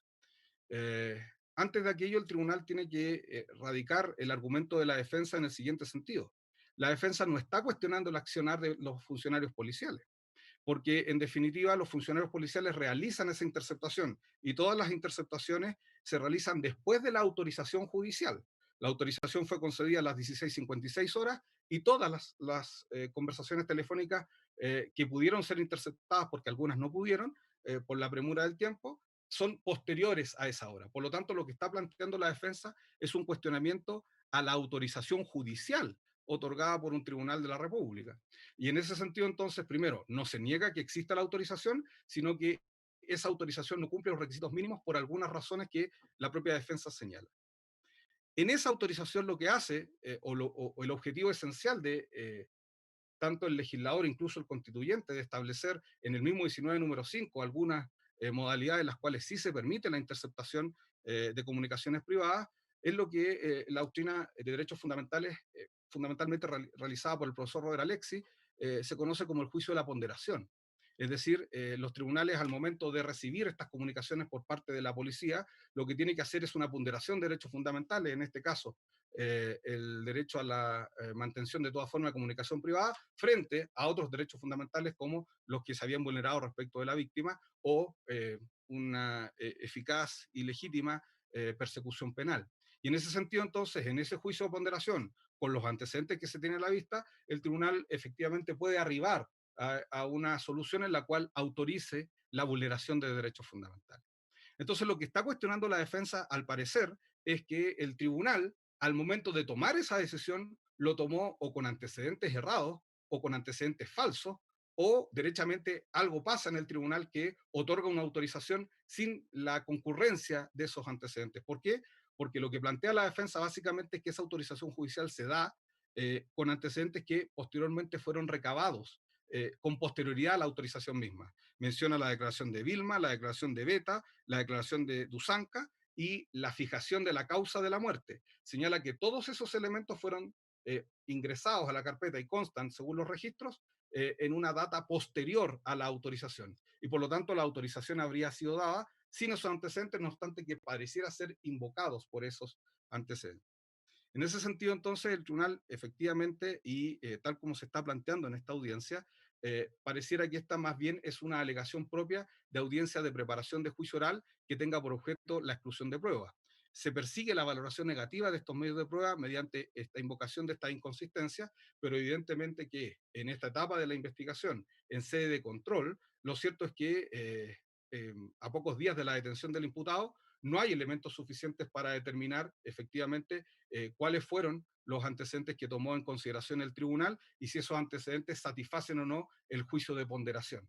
Por el momento, en sede de control, el tribunal lo que estima es que la autorización existe, es otorgada por un tribunal de la República y Carabineros actúa en atención a esa autorización otorgada por un tribunal de la República.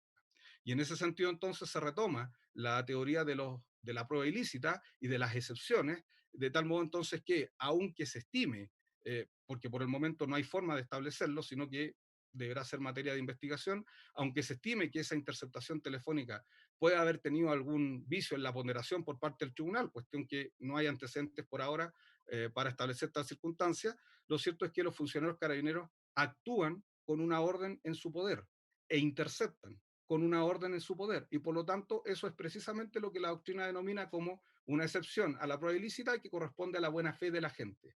El agente policial y el Estado, en este caso, persigue con una autorización y por eso intercepta y por eso llega a los testigos que posteriormente recaba sus declaraciones. Y en ese sentido, entonces, no obstante que pudieran existir esos vicios, existe la posibilidad de la buena fe de la gente.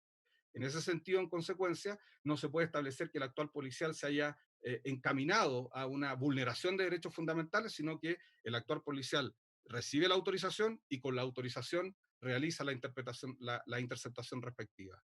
Y en ese sentido, entonces, no se cumple el fundamental objetivo que ya fue descrito inicialmente por el tribunal de la disuasión o del deterrence, de tal manera entonces que por ahora el tribunal va a estimar que existían elementos suficientes para proceder a la interceptación telefónica en los términos señalados y que evidentemente ha existido una actuación policial en el ámbito de lo que la doctrina denomina buena fe de la gente. Si eso es así, entonces no es posible realizar la exclusión ni la valoración negativa sin perjuicio de lo que pueda resolverse en preparación de juicio oral y a lo largo de la interceptación perdón, a lo largo de la investigación penal en relación a la interceptación telefónica autorizada por el tribunal. En ese sentido, entonces, el tribunal va a determinar que esa prueba sí puede ser valorada y la va a valorar expresamente en esta causa los términos que sigue. Hay interceptación telefónica que da cuenta que el imputado reconoce el hecho y hay 3 testigos que dan cuenta de que al menos a ellos en esas comunicaciones telefónicas les reconoce o reconoce la autoría del hecho. Y en ese sentido, entonces, esta, que es la tercera batería de antecedentes probatorios, unidas a las 2 primeras baterías que ya fueron analizadas por parte del tribunal, son elementos suficientes para estimar que hay presunciones fundadas de participación del artículo 140 letra B respecto del imputado. Y efectivamente, además, hay vínculos, no se ha negado por ninguno de los intervinientes, hay hijos comunes, incluso a uno de los testigos se le da el carácter de amante, por lo tanto, todo esto se da en un contexto en el que efectivamente existía una relación de aquellas que está expresamente señaladas para el delito de femicidio. Por tal motivo, entonces, respecto del imputado, se reúnen los requisitos establecidos en letras A y B del artículo 140 del Código Procesal Penal por el delito por el cual ha formalizado el Ministerio Público en los términos ya señalados por parte del tribunal. En tercer lugar, y en relación a la necesidad de cautela, esto es la letra C del artículo 140 del Código Procesal Penal, que también ha sido cuestionado por parte de la defensa, el tribunal estima que respecto a este imputado hay necesidad de cautela por peligro para la seguridad de la sociedad, fundamentalmente en atención a los siguientes elementos expresamente previstos por el legislador. En primer lugar, la gravedad de la pena asignada por ley al delito. Estamos en presencia de un delito de femicidio que tiene asignada una pena de crimen y por ahora esa pena efectivamente sigue estando dentro del marco de la pena de crimen. El artículo 140, inciso quinto del Código Procesal Penal establece claramente que tratándose de delitos a los cuales la ley le asigna pena de crimen, deben considerarse como especialmente peligrosos para la seguridad de la sociedad. En segundo lugar, se debe considerar el carácter del delito. Este es un delito que afecta al bien jurídico más preciado en el ordenamiento y en el sistema penal, que es la vida, y además, efectivamente, tal como se ha señalado por parte del Ministerio Público, se da en un contexto de violencia de género, en el cual pareciera que hay una dominación respecto del hombre sobre la mujer, una relación de dominación, y en esa relación de dominación se siente el hombre con el derecho a acometer como lo hace respecto de una mujer por el solo hecho de serlo. Eso es precisamente lo que está en el núcleo central de la tipificación de un delito como el femicidio, y es la forma en que se ha justificado para visualizar los problemas de género en la sociedad chilena. Y en consecuencia queda de manifiesto que efectivamente el carácter del delito es uno de los delitos que debe ser o debe tener una especial consideración a la hora de resolver respecto de la necesidad de cautela en una prisión preventiva. Y finalmente, debe considerarse la forma de cumplimiento de esta pena. Por ahora, el imputado solamente el tribunal le puede reconocer la atenuante del artículo 11, número 6, toda vez que su extracto de filiación aparece libre de anotaciones penales, y es la única circunstancia modificatoria que se puede reconocer, ya que, siguiendo el juego de las agravantes invocadas por parte del Ministerio Público, lo cierto es que no hay precisión todavía respecto de la circunstancia de alevosía y tampoco respecto del abuso de la superioridad del sexo, ello fundamentalmente porque habría que cuestionar si esos están o no, forman parte o no del tipo penal de femicidio, es decir, si efectivamente esta alevosía y esta superioridad de sexo o de abuso está o no reconocida dentro de la tipificación del femicidio, que tiene que ver, por supuesto, con esta relación de superioridad o de dominación que es propia de la violencia de género. Y por lo tanto, por ahora, el tribunal no está en condiciones de afirmar la concurrencia de esas agravantes, sin perjuicio de lo que se pueda determinar en su momento por el tribunal de adjudicación. En segundo lugar, y en relación a la batería de atenuantes que ha sostenido la defensa en esta audiencia, el tribunal tiene que ir desestimando una a una en atención a los siguientes fundamentos. Primero, respecto de la situación de legítima defensa, que efectivamente aparece reconocida por el imputado en estas interceptaciones telefónicas y aparece reconocida por los mismos testigos. Eh, bueno, lo primero que hay que señalar es que si la defensa plantea la exclusión de esas declaraciones, entonces no hay elementos para justificar ni siquiera una legítima defensa incompleta. Si plantea que esos sí deben ser considerados, efectivamente entonces el tribunal los puede valorar. El tribunal ha rechazado la alegación de la defensa en orden a excluir esos medios de prueba o de valorarlos negativamente en esta audiencia y por lo tanto sí los va a considerar, pero hace presente esa falta de coherencia en la alegación de la defensa. Y en ese sentido entonces el tribunal puede estimar que respecto del artículo, la concurrencia al artículo 10 número 4 en relación al artículo 11 número 1, no hay elementos de prueba suficientes para estimar la concurrencia de una situación de legítima defensa. Ello porque el único antecedente probatorio que existe a ese respecto al momento es la declaración del imputado. Y esa declaración del imputado por ahora no aparece suficientemente compatible con elementos objetivos en la carpeta de investigación. Primero, porque la agresión mortal fue por la espalda, por lo tanto, en un contexto de legítima defensa y de agresión, al menos podría aparecer alguna agresión frontal en el que se aprecia la existencia de una pelea previa, no solamente de una discusión o un enojo, sino que de una pelea previa en la que se pueda sacar ese cuchillo para efectos de repeler ese ataque inicial, que es el elemento esencial de la agresión ilegítima como elemento esencial de la legítima defensa. Y en ese sentido, entonces, no hay ni un elemento para estimar aquello, fundamentalmente por la forma de la agresión sí acreditada, que es por la espalda, y en segundo lugar, porque el imputado, tal como ha quedado manifiesto, no tiene ninguna herida que permita o que justifique la existencia de una agresión ilegítima. De tal modo, entonces, que por ahora, y en esta etapa de la investigación, no se puede afirmar la existencia de una agresión ilegítima previa por parte de la víctima y por lo tanto no hay elementos suficientes para estimar la concurrencia de una legítima defensa. Los otros elementos, que son la declaración de los testigos, Juan y la testigo Alfa, lo cierto es que solamente emanan de lo que el propio imputado les dijo y por lo tanto tampoco hay base probatoria para sustentar esas circunstancias. En relación a las atenuantes del artículo 11, número 9, es cierto que el imputado ha prestado colaboración, pero lo cierto es que esa colaboración habría que determinar si es posterior o no a la persecución penal y es posterior o no a los elementos que tiene el Ministerio Público para sustentar o para, para perseguirlo penalmente. Esto es relevante porque el artículo 11, número 9, no solamente premia con un atenuante la colaboración, sino que tiene que ser una colaboración sustancial.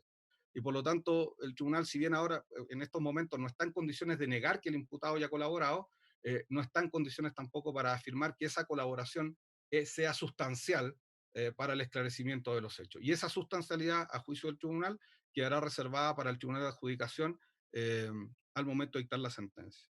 Respecto al artículo 11, número 8, lo cierto es que el imputado no se ha presentado voluntariamente, como lo plantea la defensa, sino que al final fue perseguido penalmente previamente a toda su actuación en el proceso. Y en ese sentido, entonces, tampoco se justifica el atenuante del artículo 11, número 8, como concurrente a su respecto. En ese sentido, entonces, después de todo lo analizado, solamente concurre en favor del imputado el atenuante artículo 11, número 6, y la pena probable a imponer, considerando el artículo 11, número 6, sigue estando dentro del marco de la pena de crimen, con cumplimiento efectivo en la cárcel. Razones todas por las que este tribunal va a estimar que se cumple la letra C del artículo 140 del Código Procesal Penal para estimar que la libertad del imputado es peligrosa para la seguridad de la sociedad. En síntesis y en conformidad a lo previsto en el artículo 140, letra A, B y C del Código Procesal Penal, se va a acceder a lo solicitado por parte de la Fiscalía y se va a decretar en contra del imputado la medida cautelar de prisión preventiva por estimar que su libertad es peligrosa para la seguridad de la sociedad. ¿Algo más? Sí, magistrado, en base a lo que ya consta en carpeta investigativa, las diligencias que ya se han iniciado, solicito, y la medida cautelar también que se ha decretado respecto de mi representado, solicito se pueda fijar un plazo de investigación de 45 días. Fiscal.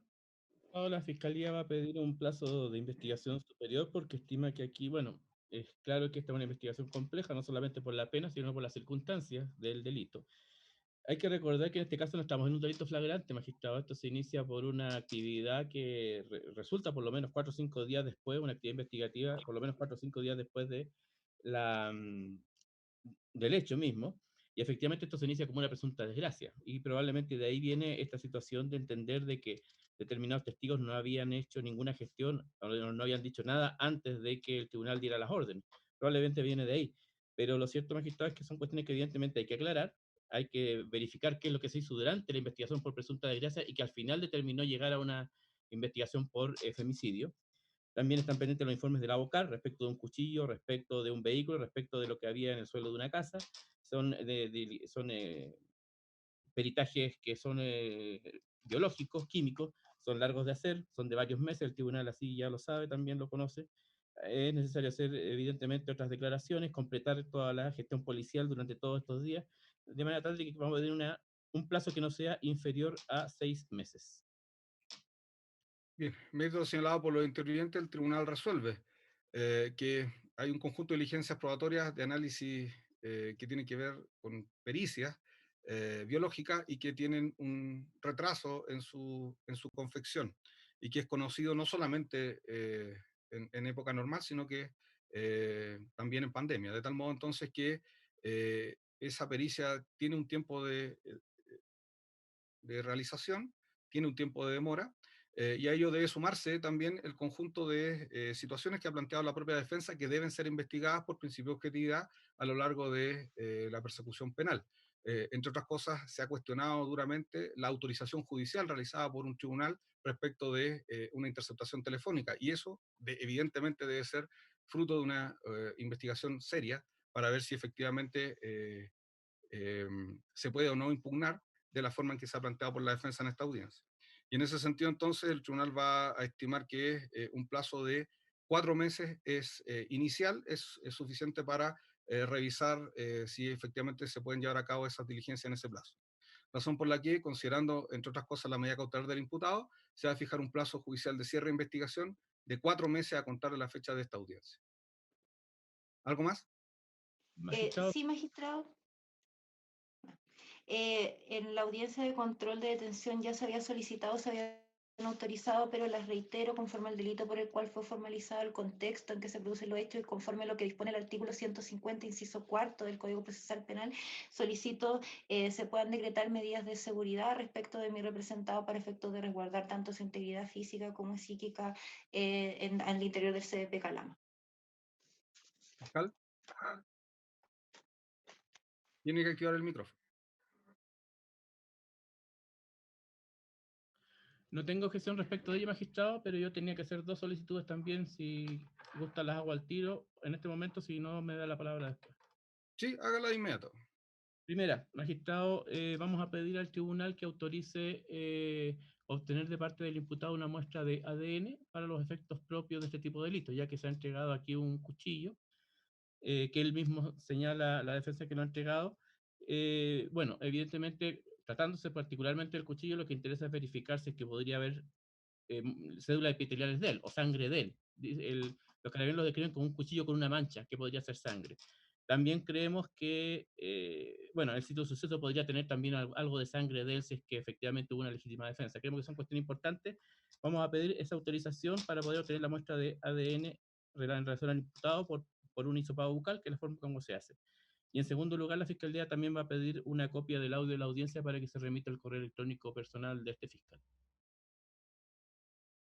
Defensa, antes de autorizar judicialmente la prueba de ADN, es posible que la pueda autorizar directamente el imputado. Y para evitar discusiones, se le va a conceder un breve receso para que pueda conversar con él a efectos de si autoriza voluntariamente o se requiere una discusión para una autorización judicial. Receso. Gracias, magistrado. desea voluntariamente acceder a que se tomen las muestras, que quiere colaborar con esta situación. Eso fue lo que me señala David. Bien, se le va a hacer la consulta directa al imputado. ¿El imputado usted autoriza que se realice una prueba de ADN suya? Sí. Sí, bien. Entonces va a quedar expresamente señalado en el acta de la audiencia que es el propio imputado el que autorizó voluntariamente a que se realizara una prueba de ADN a su respecto, en la forma de hisopado bucal planteado por la Fiscalía en la audiencia. Y se va a acceder también a la copia del audio, a la parte que lo solicita, y también se va a dejar expresa constancia en la orden de ingreso en prisión preventiva, quien conforme a lo expuesto en el artículo 150, Gendarmería deberá velar por la seguridad del imputado en atención al delito por el cual ha sido formalizado. ¿Algo más? No, magistrado. Bien, no hay no más peticiones, se pone término a la audiencia. Hasta luego. Luego, magistrado, gracias. Hasta luego.